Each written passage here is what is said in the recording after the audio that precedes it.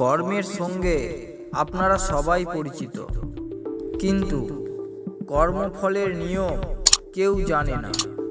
জন্ম থেকে মৃত্যু পর্যন্ত আপনি যা কিছু করেন, যে সিদ্ধান্তই নেন, সেটাই আপনার কর্ম হয়ে যায়, আর সেই কর্মেরই পরিণাম ফল রূপে আপনার সম্মুখে আসে।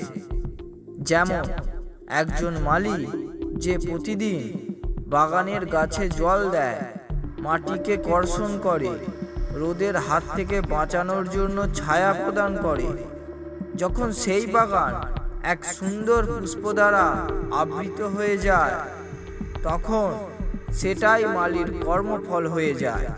অর্থাৎ কর্মের একটি সহজ নিয়ম আছে, যে কর্ম আজ কেউ দেখতে পাচ্ছে না, কাল তারই ফল সম্পূর্ণ সংসারের সামনে আসবে।